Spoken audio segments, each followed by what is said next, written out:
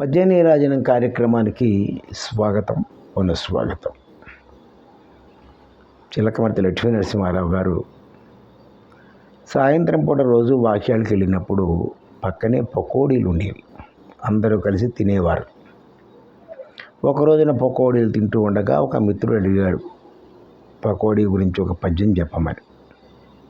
ఆయన చెప్పాడు, ఏమనంటే, వనితల పలుకుల యందున ననిమిషలోకముననున్నదమృతము అటంచన్ జనులను గాని లేదట కనుగొనని అమృతం గలదు పకోడీ.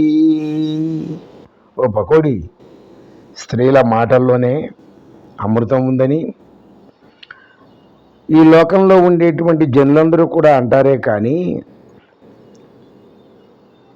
నేను తెలుసుకున్నది ఏమిటంటే ఆ అమృతం అనేది నీలోనే ఉంది అని చెప్పి పకోడీని ప్రస్తుతిస్తూ చిలకమర్తి లక్ష్మీ నరసింహారావు గారు చెప్పినటువంటి ఒక మంచి పద్యం. ఎక్కడో స్వర్గంలో ఉందని కొంతమంది అనుకుంటారు, ఆడవాళ్ళ మాటల్లో ఉందని కొంతమంది అంటూ ఉంటారు, తీయని మాటలు చెబుతూ ఉంటారు వాళ్ళు అని చెప్పి అనుకుంటూ ఉంటారు. అక్కడ ఇక్కడ లేదు, నీలోనే అమృతం ఉన్నది, అమృతం దాగి ఉన్నది అని చెప్పి పకోడీని ప్రస్తుతించి స్తుతించినటువంటి పద్యం ఇది.